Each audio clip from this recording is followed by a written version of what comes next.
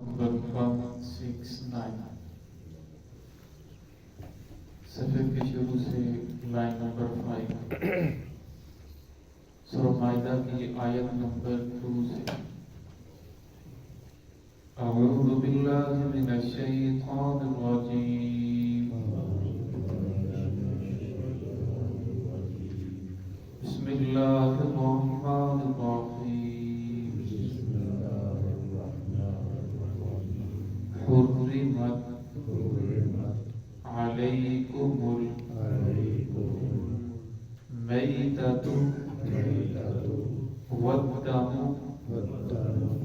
वलहमुल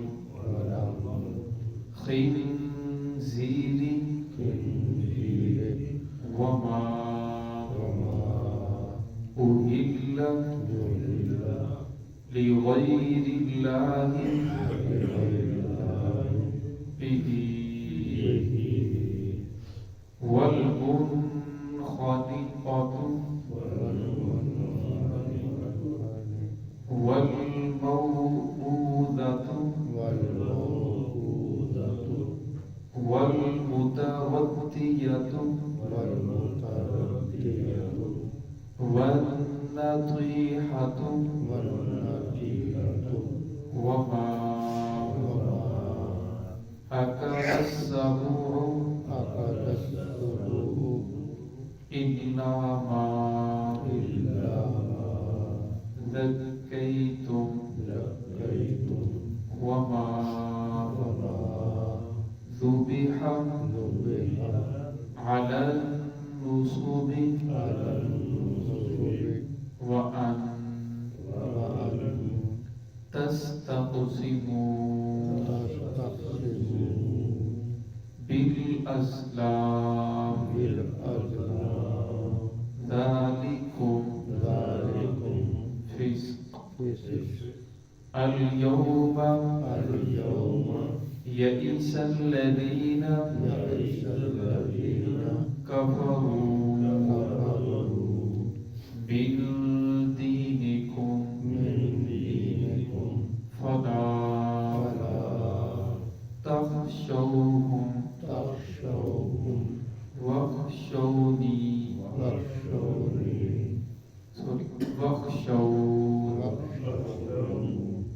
अल-यौमा अकमलतु लकुम दीनकुम व अतममतु अलैकुम निअमती व रज़ीतु लकुमुल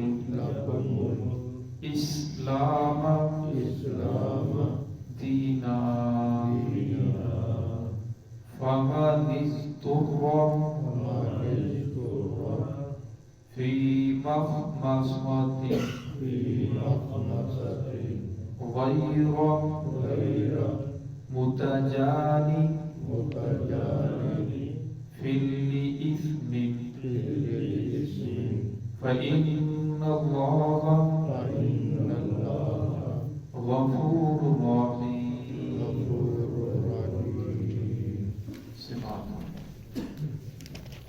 बिस्मिल्लाहिर रहमानिर रहीम हुर्रिमत अलैकुमुल मैततु वद्दमु वलहमुल खिंज़ीरि वमा उहिल्ल लिग़ैरिल्लाहि बिही वल्मुनख़निक़तु वल्मौऊज़तु वल्मुतवत्तियतु वन्नतीहतु वमा अकलस्सबुउ इल्ला मा ज़क्कैतुम वमा ज़ुबिहा अलल नुसुबि वअन तस्तक़सिमू बिल अज़लाम ज़ालिकुम फिस्क़ अल-यौमा यइसल्लज़ीना कफ़रू मिन दीनिकुम फला तख़शौहुम वख़शौन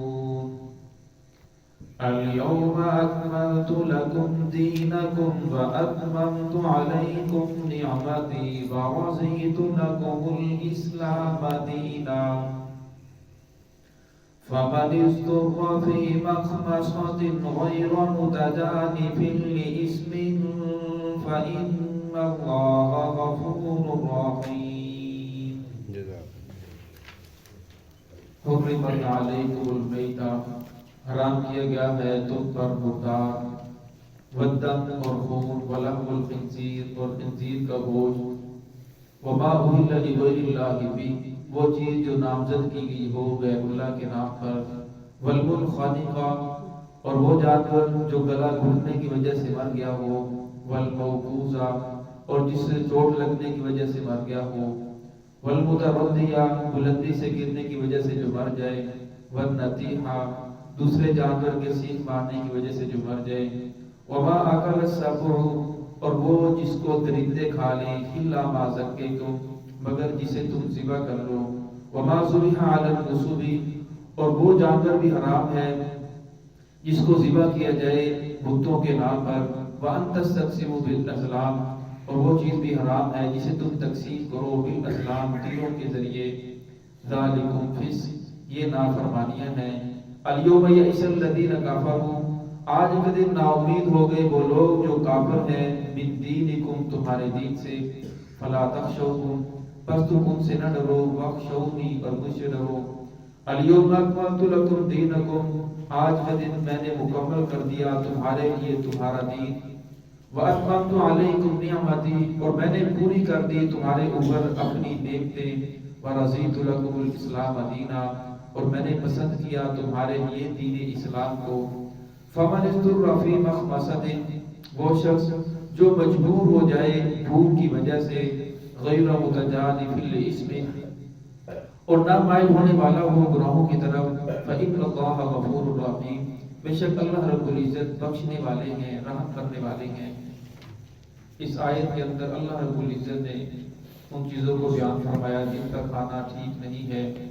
تو یہاں فرمایا گیا کہ وہ چیز حرام ہے جو مرتاد ہے، جانور مر جائے جسے ذبح نہ کیا جائے کسی بیماری کی وجہ سے، یا ویسے تو جانور مر جاتا ہے تو فرمایا اس کا کھانا جائز نہیں بلکہ وہ جانور حرام ہے، اگرچہ فی ذات ہی وہ جانور حلال ہے، مثلا جانور ہے، گائے ہے، اونٹ ہے، بکری ہے، فی ذات ہی یہ چیزیں حلال ہیں، لیکن ذبح نہ کرنے کی وجہ سے ان چیزوں کا کھانا حرام ہے۔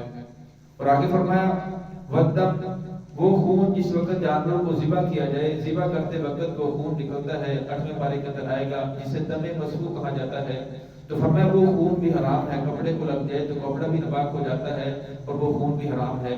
ولحم الخنزیر اور خنزیر کا گوشت، اب یہاں صرف گوشت کو ذکر کیا گیا، خنزیر کا گوشت بھی حرام ہے، خنزیر کی ہڈیاں بھی حرام ہیں اور خنزیر کے بال ہر چیز حرام ہے، اور یہاں خاص گوشت کو اس لیے ذکر کیا گیا کیونکہ اکثر گوشت ہی کھایا جاتا ہے، اور باقی جو جانور ہیں اگر ان کا چمڑا اتار کر استعمال کر لی جائے، اسے دباغت دی جائے، گائے کے استعمال کر لی جائے یا بیچ دی جائے تو اس کے اندر کوئی حرج نہیں ہے۔ بخاری شریف کی روایت ہے رسول اللہ صلی اللہ علیہ وسلم جا رہے تھے تو کچھ لوگ ایک موٹی تازی بکری کو کھینچ کر دور پھینکنے کے لیے جا رہے تھے، رسول اللہ صلی اللہ علیہ وسلم نے فرمایا کہ آپ نے اس کا چمڑا کیوں نہیں اتارا؟ ہمیں یا رسول اللہ یہ تو مردار ہے، مر گئی تھی اس لیے ہم نے حرام ہو چکا ہے، تو حاصل فرمایا چمڑے کو اتارنے کی اجازت ہے، آپ چمڑا اتار سکتے ہو، جب اسے دباغت دے دی جائے گی تو وہ پاک ہو جائے گا، تو لہذا اس کا چمڑا کو آپ کو اتارنے کی اجازت ہے، آپ اتار سکتے ہو۔ اور آگے فرمایا وَلَحْمُ الْخِنْزِيرِ وَمَا أُهِلَّ لِغَيْرِ اللَّهِ بِهِ وہ جانور جو نامزد کیے گئے ہوں، جو ذبح کیے جائیں غیر اللہ کے نام پر، اس کے بارے میں تھوڑی سی تشریح ہے۔ بعض مرتبہ انسان جانور کو ذبح کرتا ہے، ہمارے ہاں اکثر تہواروں کے اوپر جانور ذبح کیے جاتے ہیں، اگر جانور ذبح کرنے کے بعد ہم یہ کہیں کہ اس کا سال ثواب فلاں فلاں بزرگوں کو ہے یا فلاں لوگوں کو ہے یا فلاں اللہ والے کو ہے یا پوری امت کو ہے تو اس کے اندر کوئی حرج نہیں ہے۔ ہاں اگر جانور کو اس نیت سے ذبح کیا جائے یا ذبح کرنے سے پہلے اسے نامزد کر دیجیے یہ فلاں اللہ والے کے نام پہ ہے اور یہ فلاں کے ساتھ خاص کر دیا، اور نیت یہ رکھی جائے اگر میں نے فلاں کے نام کے ساتھ خاص نہ کیا تو اس کی وجہ سے مجھے تکلیف پہنچے گی، نقصان پہنچے گا، یا اس کی وجہ سے مجھے کوئی فائدہ اور قرب حاصل ہوگا۔ اور میں پھر جب اس وقت جانور کو ذبح کیا جائے، ذبح کرتے وقت اگرچہ اس تکبیر اللہ اکبر یہ پڑھی جائے بسم اللہ اللہ اکبر، اور میں تب بھی وہ جانور حرام ہے۔ حرام اس لیے نہیں ہوا کہ آپ نے اس کو فلاں کے نام کے ساتھ خاص کر دیا، حرام اس لیے ہوا کہ آپ نے اس فلاں کی تعظیم، فلاں اللہ والے کی، فلاں نبی کی، فلاں ولی کی، فلاں فرشتے کی تعظیم ایسے کی جیسے اللہ رب کی تعظیم کرنی چاہیے، اب نفع نقصان کا مالک تو اللہ رب العزت کی ذات ہے. اگر انسان یہ سمجھے کہ اگر میں نے فلاں کے نام پر جانور نہ دیا تو میرے تے کاروبار کے اندر نقصان ہو جائے گا, میرے گھر کے اندر خسارہ آ جائے گا, اگر میں اس کے نام کے اوپر دوں گا تو میرے کاروبار کے اندر برکت آئے گی. فرمایا اس آدمی نے اس فلاں کو خدا کی طرح سمجھ لیا. اس طرح سمجھنے کی وجہ سے یہ جانور بھی حرام ہو چکا ہے, لہذا اس کا کھانا تمہارے لیے جائز نہیں ہے. ہاں اگر ویسے انسان اللہ کے نام پہ ذبح کرتا ہے, اسے اللہ کے نام پہ دیتا ہے, اصالہ ثواب کرتا ہے, اس کا اصالہ ثواب پوری امت کے لیے ہے, فلاں فلاں لوگوں کے لیے, میرے باپ جان کے لیے ہے, میری سے اقربا کے لیے ہے, تو فرمایا یہ جائز ہے کہ یہ آپ کر سکتے ہیں جب بھی دل چاہے. اللہ رب العزت آپ کو وسعت عطا فرمائے. فرمایا اس طرح صدقہ خیرات کرنی چاہیے. انسان اللہ رب العزت بہت ساری آواز سے محفوظ فرماتے ہیں. یہاں جو فرمایا وما اہل لغیر اللہ کی بھی, یہ اس لیے فرمایا کہ تاکہ اللہ رب العزت کے مقابلے کے اندر کسی کو لا کر کھڑا کر دینا یہ ہرگز جائز نہیں ہے. اور آگے فرمایا والمنخنقہ, وہ جانور جس کے گلے کے اندر رسی پھنس گئی یا کسی وجہ سے اس کا گلا گھٹ گیا, سانس بند ہو گیا, وہ مر گیا, اور اسے کھانا بھی جائز نہیں ہے. والموقوذہ, کسی جانور کو پتھر اٹھا کر مارا, لاٹھی ماری, جس کی وجہ سے وہ مر گیا, اسے کھانا بھی جائز نہیں ہے. والمتردیہ, کوئی بلندی سے گرتا ہے یا کنویں کے اندر گر جاتا ہے, گرنے کی وجہ سے مر جائے تو وہ کھانا بھی جائز نہیں ہے. والنطیحہ, دوسرے جانور نے سینگ مارا, سینگ مارنے کی وجہ سے مر گیا تو وہ کھانا بھی جائز نہیں ہے. وما اکل السبع, اور فرمایا جس جانور کو درندے کھا جائیں. اب درندوں نے کچھ کھایا یا درندوں نے چیرا پھاڑا, آدمی نے پیچھے بھاگا جس کی وجہ سے وہ چھوڑ کر بھاگے, تو جانور اگر ابھی زندہ ہے, وما ذبح, تو فرمایا پھر اگر اسے ذبح کر لیا گیا تو وہ جانور حلال ہو جائے گا. اگر اسے ذبح نہیں کیا گیا تو پھر وہ جانور بھی حرام ہے. وما ذبح علی النصب, اور وہ جانور جو ذبح کیا جائے بتوں کے نام پر. عرب کے اندر بیت اللہ کے بیرونی دیواروں کے اوپر انہوں نے 360 بت پتھروں کے بنا کر رکھے ہوئے تھے, اور ان کے سامنے جانوروں کو جا کر ذبح کرتے تھے. یہ فلاں کے نام پہ ہے, یہ فلاں کے نام پہ ہے, اور ان جانوروں کو خدائی جو تھا منصب دیا جاتا تھا, یہ خدا ہے. تو فرمایا اس وجہ سے وہ جانور ان کو کھانا بھی حرام ہے. وَأَن تَسْتَقْسِمُوا بِالْأَزْلَامِ, اور وہ جانور وہ چیزیں جو تقسیم کی جائیں ازلام, یعنی ازلام تیروں کے ذریعے. بیت اللہ کا جو ایک مجاور ہوتا تھا اس کے پاس ایک تھیلا ہوتا تھا, تھیلے کے اندر تیر رکھے ہوئے ہوتے تھے.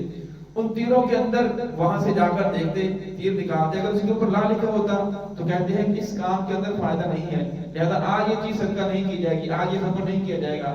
اگر وہ تیر نکالتا ہے اس کے اوپر لکھا ہوتا ہے نام, جی ہاں, تو پھر کہتے ہیں کہ ہاں اس سفر کے اندر ہمیں کرنا چاہیے, اس کے اندر فائدہ ہوگا, یہ چیز ہمیں تقسیم کرنی چاہیے. اور اگر وہ تیر نکالتے وہ خالی نکلتا تو پھر دوسری مرتبہ سے آپشن ہوتا تھا کہ دوسری مرتبہ پھر نکالا جائے. تو فرمایا یہ تیروں کے ذریعے جو پھال نکالی جاتی ہے یہ حرام ہے. اس طرح جو چیز تقسیم کی جائے, اور یہ بھی مشہور تھا 10 آدمی مل کر ایک اونٹ خریدتے, ایک جانور خریدتے, پھر تیر نکالتے, جس کے نام تیر نکل آتا یا جس کا نام کی وجہ تیر نکل آتا تو پورے کا پورا جانور ایک آدمی کو ہو جاتا, باقی 9 کے 9 معلوم ہو جاتے. تو اسلام نے اس سے منع فرمایا, فرمایا ایسی چیزیں بھی جائز نہیں ہیں. ذالکم فسق, فرمایا یہ ساری کی ساری نافرمانیاں ہیں, گناہ کی چیزیں ہیں. الیوم یئس الذین کفروا, آگے اللہ رب نے فرمایا آج کے دن نا امید ہو گئے تمہارے دین سے وہ لوگ جو کافر ہیں. کیوں؟ اس لیے کہ آگے اللہ رب نے ارشاد فرمایا فلا تخشوهم واخشونی, ان سے نہ ڈرو, مجھ سے ڈرو. آگے اللہ رب نے جو قرآن پاک کی آیت نازل فرمائی الیوم اکملت لکم دینکم واتممت علیکم نعمتی ورضیت لکم الاسلام دینا. یہ آیت 9 ذی الحج کو عرفات کے میدان کے اندر نازل ہوئی, جس وقت رسول اللہ صلی اللہ علیہ وسلم حج کرنے کے لیے تشریف لے گئے تو وہاں یہ آیت نازل ہوئی. تو رسول اللہ صلی اللہ علیہ وسلم نے فرمایا آج کے دن تمہارے لیے اللہ رب نے تمہارے دین کو مکمل کر دیا. پھر اس کے بعد رسول اللہ صلی اللہ علیہ وسلم تقریباً 80 یا 82 دن دنیا کے اندر تشریف فرما رہے, لیکن قرآن پاک کا کوئی ٹکڑا, کوئی آیت نازل نہیں ہوئی. سب سے آخری آیت الیوم اکملت لکم دینکم واتممت علیکم نعمتی ورضیت لکم الاسلام دینا. فرمایا آج کے دن کافر مایوس ہو چکے ہیں, کیونکہ صحابہ کرام کے ساتھ 1,00,000 کے قریب صحابہ کرام تھے. اور فرمایا اللہ رب العزت نے عرب کو اتنا زیادہ اسلام کے اندر داخل کر دیا ہے اور دین کو مکمل کر دیا ہے. پہلے کفار کو یہ امید تھی کہ ہم ان کے دین کو ختم کر دیں گے, ان کو ختم کر دیں گے, اور میں اب وہ نا امید ہو چکے ہیں. کفار تمہیں ختم نہیں کر سکتے, تمہارے دین کو مٹا نہیں سکتے.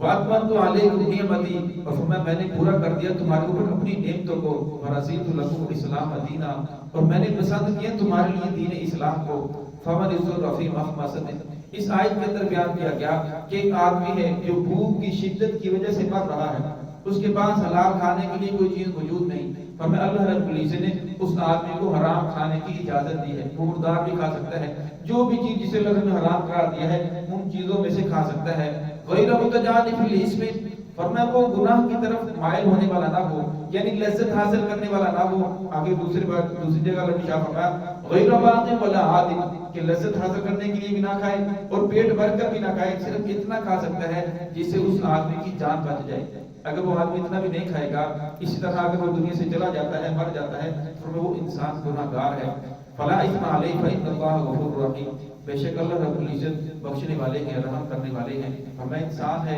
انسان سے غلطی ہو جاتی ہے، اگر ان کاموں میں سے تم سے کوئی کام ہو چکا ہے تو اللہ بڑے بخشنے والے ہیں، اللہ غفور رحیم ہے، لہذا توبہ کر لو اور آئندہ کے لیے عزم کرو کہ آئندہ ہم ایسا کام نہیں کریں گے۔ تو ہے کہ اللہ رب العزت ہم سب کو صراط مستقیم پر چلنے کی توفیق عطا فرمائے۔